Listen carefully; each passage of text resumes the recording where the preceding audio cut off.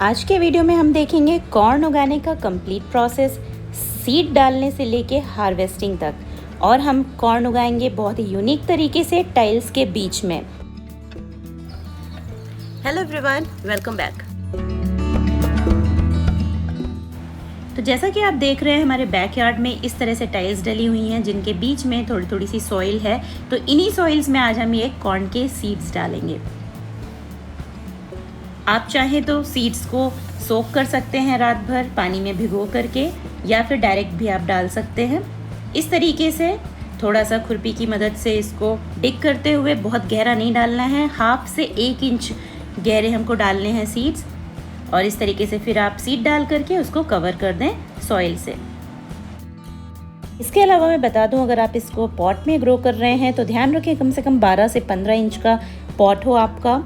इसके अलावा आपका जो पॉटिंग मिक्स हो उसमें 60% सॉइल हो और 40% कंपोस्ट हो। और सीड डालने के बाद उसकी अच्छे तरीके से आप वाटरिंग कर दें और इसको डेली आपको पानी देते रहना है।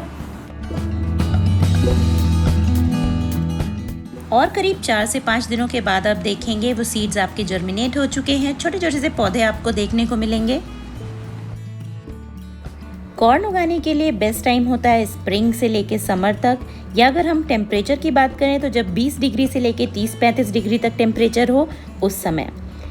आप चाहे कॉर्न को गमले में ग्रो करें, चाहे गार्डन में या कहीं भी, ध्यान रखें कि इसको मॉइस्चर बहुत ज़्यादा पसंद है, तो इसको आपको बराबर वाटरिंग करते रहना है कि ये पौधा ड्राई ना होने पाए। इसको रेडी होने में 10 से 12 हफ्ते ही लगते हैं, बहुत तेज़ी से ग्रो होता है। सबसे इंटरेस्टिंग बात यह है कि कॉर्न हमारा ग्रास फैमिली को बिलोंग करता है और इसको नाइट्रोजन रिच फर्टिलाइज़र बहुत ज़्यादा पसंद है। तो आप वर्मी कंपोस्ट डाल सकते हैं। अगर आप गमले में उगा रहे हैं या गार्डन में उगा रहे हैं तो वर्मी कंपोस्ट या काउ डंग मैन्योर, इन सब का यूज़ आप कर सकते हैं खाद के रूप में। और करीब आप 1.5 महीने के बाद देखेंगे आपके प्लांट में फ्रूट भी आने लगा है, यानी कॉर्न कॉब्स इसमें उगने लगे हैं। और ऊपर की तरफ जो आप देख रहे हैं वो इसके मेल फ्लावर्स होते हैं। मेल फ्लावर्स ये छोटे छोटे से जो कॉर्न कॉब्स होते हैं, इनको फर्टिलाइज करते हैं। जब हवा चलती है तो उससे पॉलेंस उड़ते हैं। इन्हीं मेल फ्लावर्स से झड़ करके पॉलेंस जो नीचे कॉर्न के कॉब्स होते हैं उसमें जो सिल्क हेयर होते हैं उनमें झड़ के गिरते हैं, जिससे पॉलिनेशन होता है। और जब पॉलिनेशन अच्छी तरीके से होता है उसके बाद ही कॉर्न के अंदर दाने लगते हैं। कभी कभी जब हम कॉर्न हार्वेस्ट करते हैं और उसमें दाने नहीं होते हैं, इसका मतलब उसमें पॉलिनेशन नहीं हुआ है ढंग से। करीब 9 से 10 वीक तक होते होते आप देखेंगे आपके भुट्टे काफ़ी बड़े हो गए हैं। आपके कॉर्न जो आपका फ्रूट है वो काफ़ी बड़ा मैच्योर दिखने लगेगा। प्लांट इसका काफ़ी बड़ा ग्रो होता है, 8-9 फीट तक ग्रो हो जाता है। और सबसे इंटरेस्टिंग बात यह है कि इसकी जो रूट होती है वो बहुत ही शैलो होती है, मतलब डीप नहीं जाती है। आप ऊपर से आपको इसकी रूट दिखाई देगी।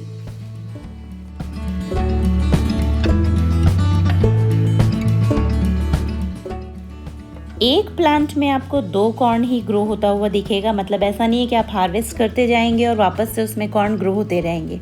एक प्लांट 2 कॉर्न ही प्रोड्यूस करेगा।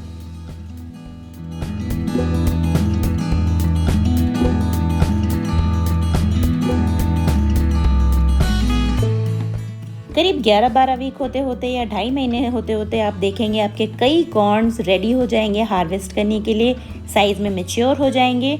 और उसके कुछ साइंस होते हैं जो देख करके आप पहचान सकें कि हाँ अब इसकी हार्वेस्टिंग का टाइम आ चुका है। तो आइए अब हम कुछ कॉर्न हार्वेस्ट करते हैं। तो चलिए अब हम कॉर्न हार्वेस्ट करते हैं। काफ़ी लोग ये भी पूछते हैं कि हम कैसे जानेंगे कि हमारा वेजिटेबल रेडी हो गया है हार्वेस्ट करने के लिए। तो हर वेजिटेबल की एक अलग स्टोरी होती है, आप कैसे जानेंगे कि वो रेडी हो गया है। मैं आपको कॉर्न का बताती हूँ। कॉर्न में जो बाल आप देख रहे हैं, जो बाल उगते हैं, जब ये ब्राउन हो जाते हैं, सूख जाते हैं, तो वो एक साइन है कि ये अब हार्वेस्ट के लिए रेडी हो चुका है।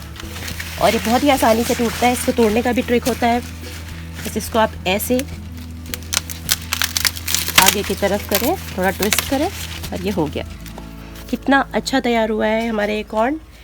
और आपने देखा मैंने इसको कहाँ ग्रो किया है, टाइल्स के बीच में। चलिए बाकी सब भी हम हार्वेस्ट कर लेते हैं।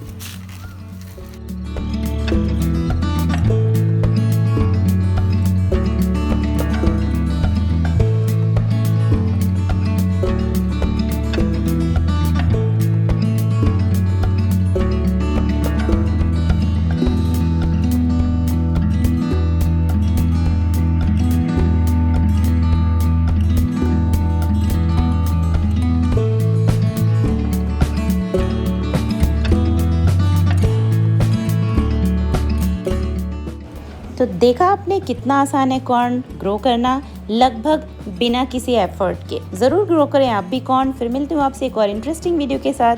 Bye bye.